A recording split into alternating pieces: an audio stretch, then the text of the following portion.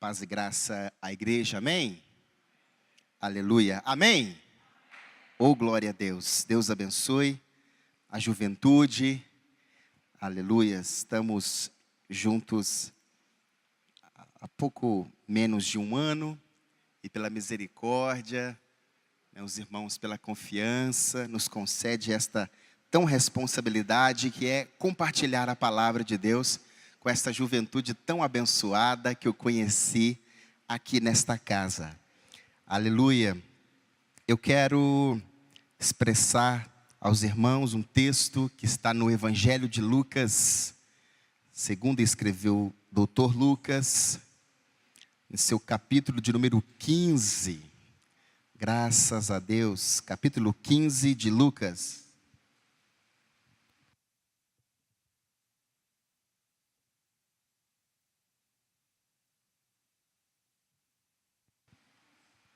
Aleluia. A partir do versículo de número 11, quero relembrar uma passagem extremamente conhecida de todos nós, mas uma passagem que nesta noite trará uma bênção especial para as nossas vidas. Eu fui muito abençoado e quando estava meditando, e o Senhor falou fortemente ao meu coração nesse texto, simples, mas o Senhor falará fortemente aos nossos corações. Todos encontraram? Amém? Lucas 15, verso 11, diz assim: E disse, um certo homem tinha 2 filhos, e o mais moço deles disse ao pai: Pai, dá-me a parte da fazenda que me pertence. E repartiu por eles a fazenda. E poucos dias depois, o filho mais novo, ajuntando tudo, partiu para uma terra longínqua, e ali desperdiçou a sua fazenda, vivendo dissolutamente. E havendo ele gastado tudo, houve naquela terra uma grande fome, e começou a padecer necessidades. E chegou-se a um dos cidadãos daquela terra, o qual o mandou para os seus campos a apacentar porcos, e desejava encher o seu estômago com as bolotas que os porcos comiam, e ninguém lhe dava nada. E caindo em si, repita comigo, caindo em si, disse: Quantos trabalhadores de meu pai têm abundância de pão, e eu aqui pereço de fome. Levantar-me-ei e irei ter com meu pai, e dir-lhe-ei: Pai, pequei contra o céu e perante ti. Já não sou digno de ser chamado teu filho. Faze-me como um dos seus trabalhadores. E levantando-se foi para o seu pai. E quando ainda estava longe, viu seu pai. E se moveu de íntima compaixão. E correndo lançou-se-lhe ao pescoço e o beijou. E o filho disse: Pai, pequei contra ti, pequei contra o céu e perante ti, e não sou digno de ser chamado teu filho. Amém. Amém. Os irmãos podem se assentar em nome de Jesus Cristo.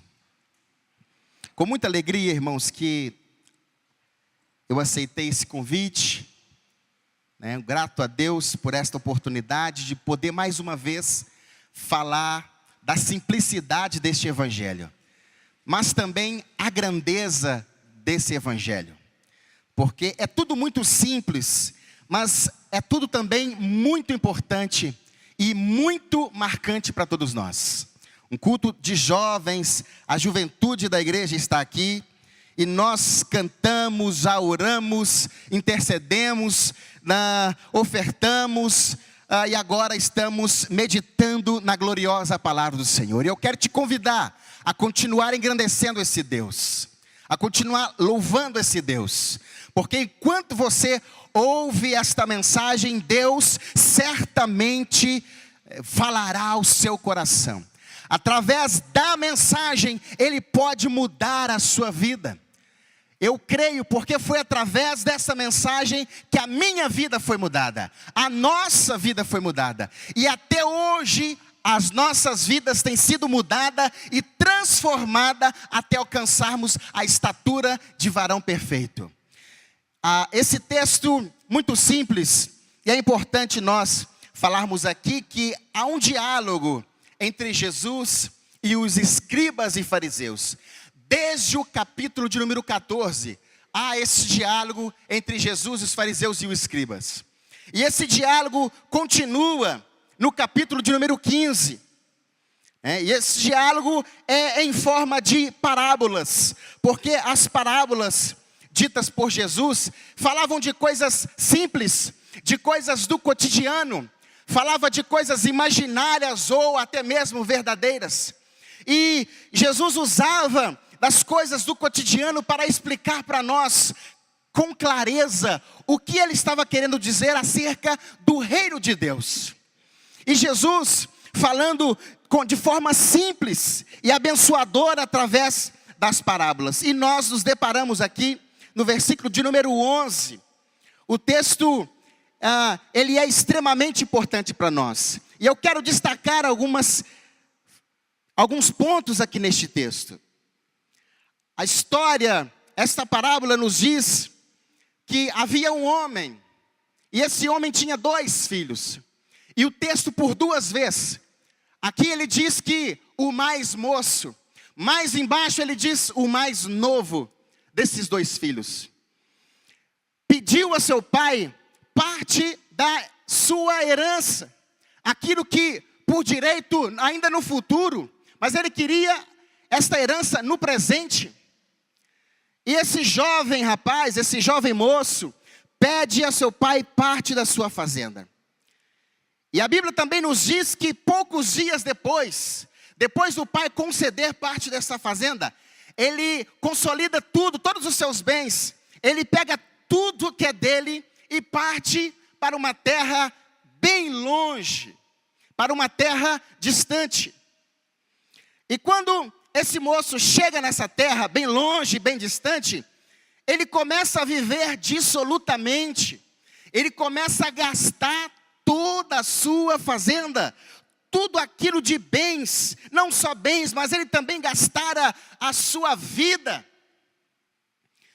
E a Bíblia também nos diz, esse texto nos diz, que aquele jovem começa então a padecer necessidades, porque então ele só estava gastando, não estava tendo entradas, somente saídas. E por ele ser mais moço, talvez ali faltou o planejamento. Deus te abençoe. E faltou ali planejamento, ele então começa a gastar tudo que tinha, então, tudo que ele tinha acaba. O texto também nos diz que começou uma grande fome, uma grande escassez de alimentos naquela terra, por que não dizer naquela cidade? E aquele jovem, agora sem nenhum recursos, porque gastara, começa a padecer necessidades. E quando o ser humano começa a padecer necessidades, quando o ser humano chega nessa fase, então ele começa a refletir algumas coisas. Não foi diferente na vida daquele moço, na vida daquele jovem. Ele começa então a refletir. Agora então eu preciso de um trabalho, porque o que eu tinha, eu já gastei tudo. Então ele vai até um moço daquela terra, pede emprego, aquele moço concede um emprego. Não era o emprego dos sonhos, por sua vez era a atividade, uma das mais desprezíveis daquele tempo. Cuidar de porcos. Porcos naquele tempo era um animal imundo, e quem fazia aquela atividade tinha que por si só se humilhar, porque era uma atividade desprezível por todos naquele tempo. Então aquele jovem consegue um emprego, e naquele emprego ele cai em si. E por estar falando para jovens, eu quero ousadamente colocar um tema nesta mensagem: caindo na real. Aquele jovem, diz o texto, que aquele jovem caiu em si. Nós estamos falando aqui para jovens, eu quero usar aqui os termos bem joviais. Então, aquele jovem caiu na real. Caiu na real e começou a dizer que não estava bom aquela situação, que os trabalhadores do pai dele, que era um bom patrão, tinha pão, tinha alimentos, e ali ele estava padecendo necessidades. Então ele instala agora no seu coração que queria voltar para casa, queria voltar para os braços do seu pai. Após explicar esse texto, eu quero pontuar algumas coisas aqui. Eu quero abrir alguns parênteses aqui. No versículo de número 12, o texto começa dizendo que o pai tinha 2 filhos e o mais moço.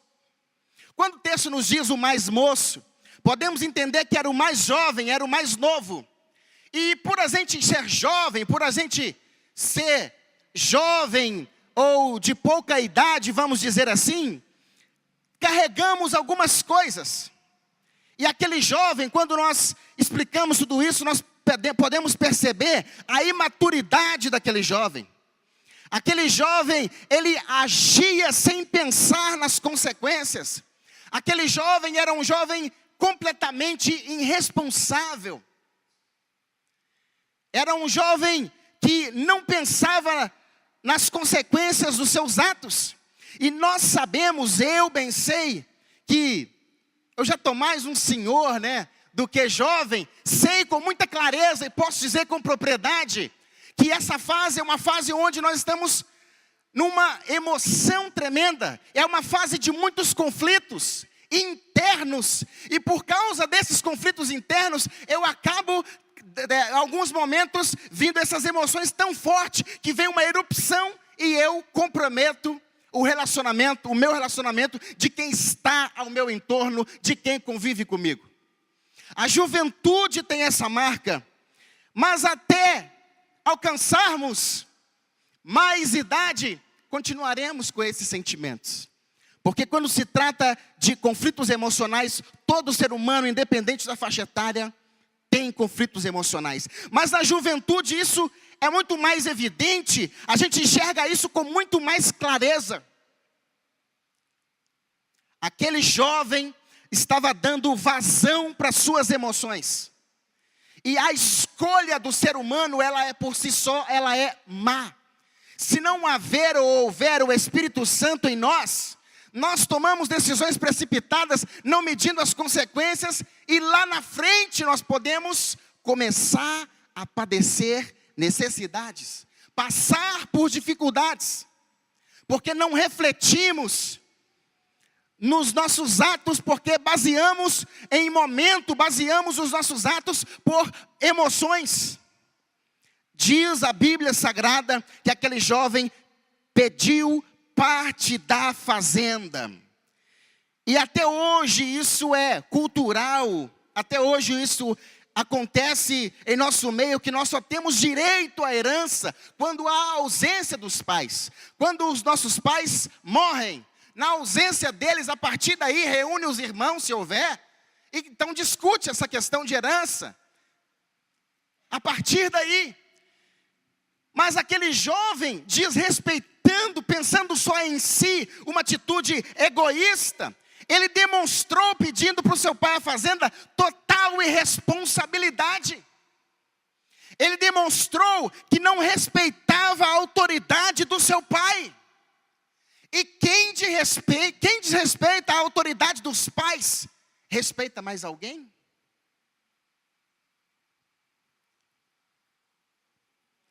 Aquele jovem desrespeitava a autoridade, ele não considerava a autoridade do seu pai. Eu quero abrir um parêntese aqui.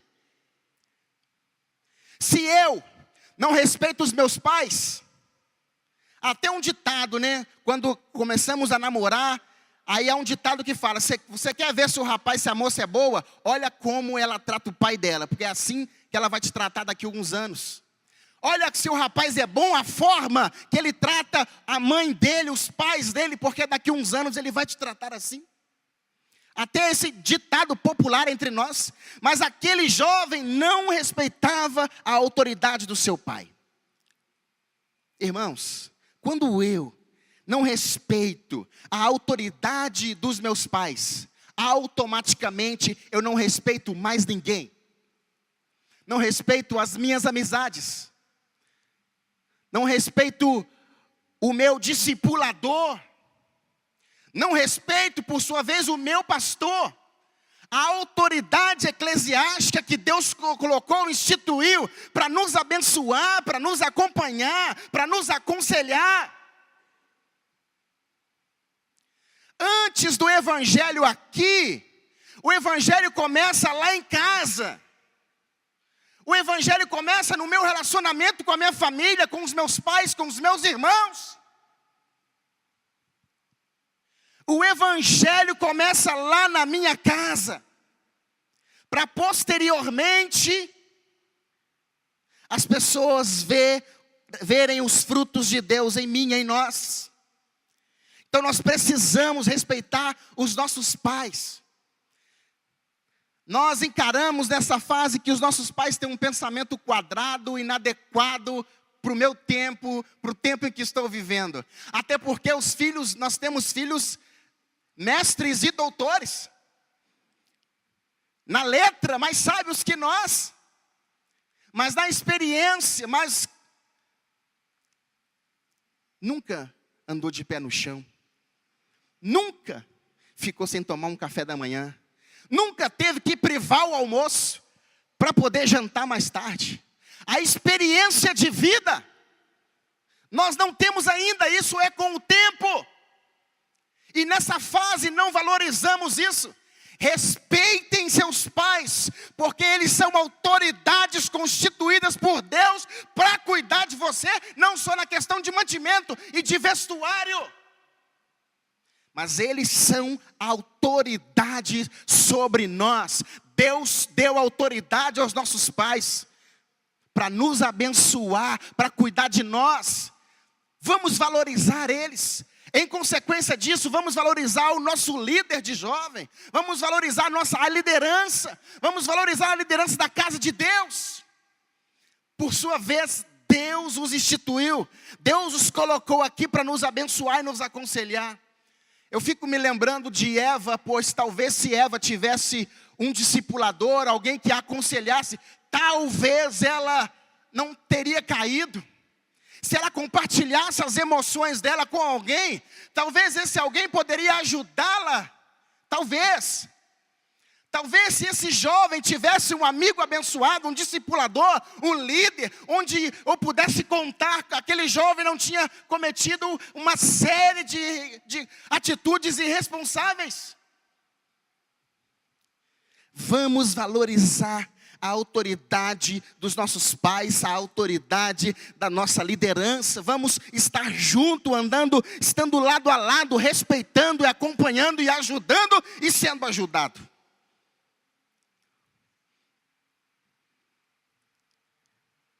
O evangelho começa lá em casa. Como está, juventude, o seu relacionamento com seus pais, com seus irmãos? Será que há um sentimento, o mesmo sentimento que passou no coração desse jovem de pegar tudo que é seu e partir? Hashtag partiu. Aquele jovem fez isso. Partiu para uma terra bem longe.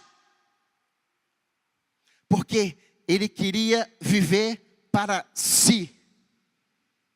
Ele rompeu o relacionamento com sua família. Ele agora queria viver ou ter um novo estilo de vida. Aquele jovem queria viver do seu modo. Agora ele se sentia como dono do seu próprio nariz. Eu não preciso mais dos meus pais. Então eu vou pegar tudo que é meu e vou embora. Agora eu sou dono do meu nariz. Nós precisamos refletir nesse texto simples e autoexplicativo, para que nós não venhamos cometer os mesmos erros, porque a palavra de Deus é luz para nós. A palavra de Deus vem nos esclarecer, nos abençoar, nos edificar, nos exortar, nos consolar. Aquele jovem resolveu ter um novo estilo de vida. O versículo 13 diz que ele resolveu viver dissolutamente. Agora esse é o meu novo estilo de vida. Longe dos meus pais, numa terra longínqua. Quando nós estamos longe daqueles que nos cercam e de certa forma controlam o nosso comportamento, porque quando nós estamos vivendo em sociedade, vivendo em coletividade, nós estamos sendo policiados. Agora eu longe, estou com a corda toda, estou longe dos meus pais, longe do meu ciclo de amizades. Aqui nessa terra ninguém me conhece, então eu estou por cima. Eu estou bonito na fita. Aqui eu posso fazer absolutamente tudo. Estou longe, ninguém aqui me conhece, ninguém sabe que eu sou cristão. Oh, glória, dá até um glória quando pensa isso, né? Então agora eu posso dar uma relaxada, viver dissolutamente. Aquele jovem adotou um novo estilo de vida, longe do seu pai, que representa também longe de Cristo.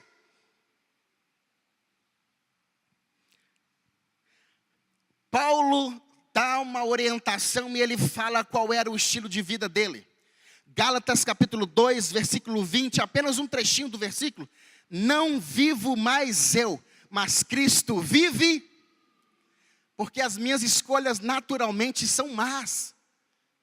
As minhas escolhas são egoístas. Se Cristo vive em mim, eu tomo as atitudes boas. Ele é quem me rege, Ele é o meu capitão. Ele é o vento que leva. Eu canto aqui, né? Quando nós vivemos para Cristo, quando nós crucificamos o nosso eu, as nossas vontades, já não somos nós que vivemos, mas Cristo é que vive em nós. Por isso então, nós somos fortes. Por isso então nós podemos dizer não para o pecado, não à vida dissoluta, não à vida irresponsável, não ao desrespeito aos pais, à liderança cristã, não. Tudo aquilo que é errado. Eu opto por coisas boas, eu opto por coisas abençoadas, eu penso nas coisas lá de cima e pratico também. Aleluia! Mas diz o verso 14 que aquele jovem começou a padecer necessidades. E eu já disse que quando Deus permite uma situação, tira o nosso chão, aí eu me sinto vulnerável, porque aquele jovem se sentia agora vulnerável. A sua conta bancária, né? Naquele tempo, não sei quais dos bancos que ele guardava o dinheiro dele, ou se era do banco embaixo do colchão, né? Mas a conta bancária daquele jovem já não estava mais lá aquela coisa. Então, ele começa a padecer necessidades. Começou a padecer necessidades. Então vem um período de reflexão. Ele lembra do pai, porque até então ele não lembrava mais. Ele lembra da família, porque até então ele não lembrava mais. As necessidades, a situação, quando Deus permite isso, irmãos, nós caímos na real. É o tema. Nós caímos na real. Aquele jovem no versículo de número 14, ele começa então a querer voltar para casa. Lembra dos trabalhadores do seu pai. Lembra de como ele trata os seus funcionários, lembra de tudo aquilo. Ele fala, não sou digno mais. Ele pensa, né? Não sou digno mais. Versículo 13, 14, 15 até o 16 ali, ele só está refletindo, ele falando consigo mesmo. Ele pensando, vou chegar lá e vou falar, pai, pequei contra os céus e contra o Senhor, me aceita de novo. Não, mas não como filho não, como um trabalhador.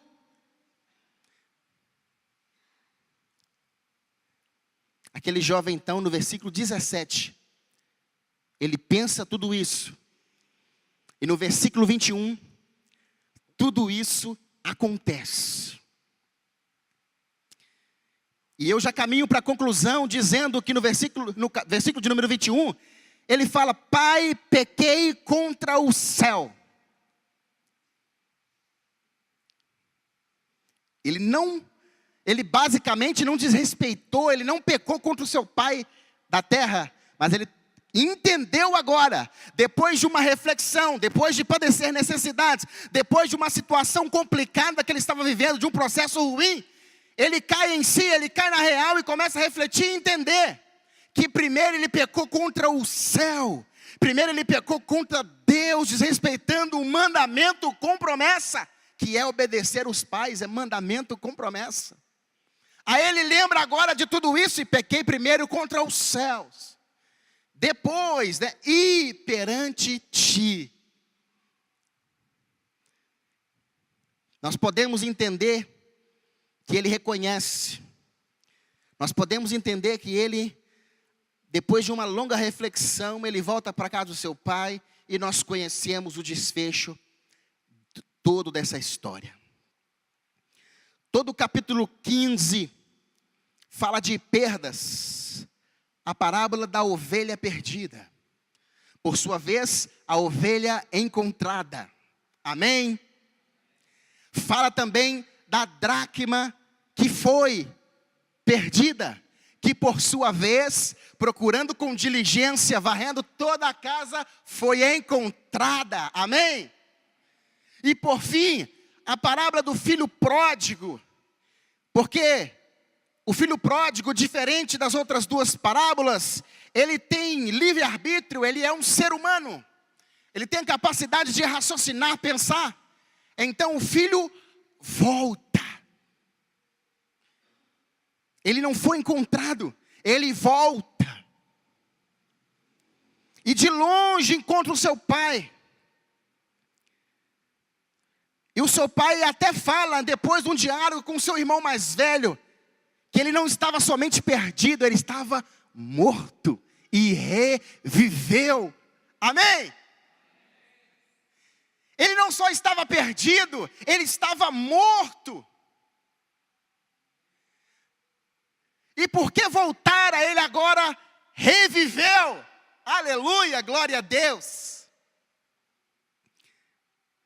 Mas não só foi aquele jovem que perdeu os valores, rompeu o relacionamento com seus pais. Para isso eu pensei numa pergunta, né? Onde foi que você se perdeu? Pensando nisso, Lucas 2, capítulo 2, versículo 41 e 46, nós vamos ver que José e Maria e Jesus e mais um batalhão de gente vai até Jerusalém na festa da Páscoa. Todo ano ia à festa da Páscoa. E quando termina todas aquelas cerimônias, cumprindo a lei do Senhor, diz a Bíblia que todos voltam novamente para sua casa, para sua residência, mas José e Maria não deu conta, não percebeu que Jesus havia ficado no templo. E eles voltando, conversando, talvez, né? Viu que festa? Viu o pregador? Viu a banda, os cantores, talvez, né? Esse diálogo. Viu como foi uma bênção? Como Deus honrou, como Deus recebeu? Como foi uma bênção? Distraídos, batendo papo com os amigos, com os familiares, sem perceber que eles haviam deixado Jesus para trás. Não é de lado, é para trás. E depois de um dia de caminhada, percebe-se então, cai na real. Cadê Jesus? Maria, não sei, não está com você não? Não. Vamos ver se está com o primo dele ali, não está não. Vamos ver se está aqui, não está não. Você viu Jesus? Você viu Jesus? Você viu? Desespero então começa a instalar uma criança de 12 anos, uma adolescente até. Ou pré-adolescente aí, né? Não sei. Você viu Jesus? Viu Jesus? Resumindo, perderam Jesus pelo caminho. A nossa trajetória é muito longa. E pode acontecer isso conosco também por distração, pelas amizades, por tudo que está ao nosso entorno. Nós podemos perder Jesus pelo caminho. Mas nós conhecemos o Evangelho, conhecemos esse Deus. Isso não vai acontecer conosco não, amém? Mas perderam Jesus pelo caminho. Demoraram 3 dias para encontrá-lo e encontrou no templo, diz o versículo 46 de Lucas 2. Encontrou Jesus no templo, no lugar certo, irmãos. Nós encontramos Jesus em vários lugares, né? Mas encontrar Jesus aqui é mais gostoso, não é? Encontrar Jesus no quarto orando é muito bom. Encontrar Jesus num diálogo com um amigo é muito bom. Mas encontrar Jesus no templo em coletividade é maravilhoso. Encontrar Jesus nos louvores da banda é muito bom. Encontrar Jesus nos momentos do culto é muito bom. Encontraram Jesus no templo. Meu irmão, não perca de vista. Não deixe de congregar, não deixe de vir. Participe, participe, participe. Esteja junto e misturado, como diz muitos por aí. Voltando para o texto de Lucas 15. Ele então reflete: pequei contra os céus e perante ti, desobedecendo o mandamento com promessa. E todas aquelas circunstâncias fez aquele jovem cair na real. Mas nós somos inteligentes, sábios. Vamos cair na real antes de acontecer os problemas, antes de romper o relacionamento com os nossos pais, antes de romper os relacionamentos que Deus colocou para nos abençoar, para nos discipular, para nos aconselhar. Vamos ficar no caminho com Jesus. Não vamos nos perder nesses momentos de muitos conflitos, porque a juventude é uma fase de muitos conflitos. Não vamos nos perder. Muitos jovens que depois deixam de ser jovens, já viram o Senhor? Quando olha para trás, olha com muita vergonha de tudo aquilo que fez de forma dissoluta, aderindo a um novo estilo de vida. Porque se eu não aderir a um novo estilo de vida, eu vou sair do grupo, não vou me aceitar lá. Porque eu sou quadrada, eu sou quadrada. Muitos aderindo a essas práticas, vivendo dissolutamente. Quando chega lá na frente, sérias consequências. Talvez muitas irreparáveis. Vamos refletir hoje.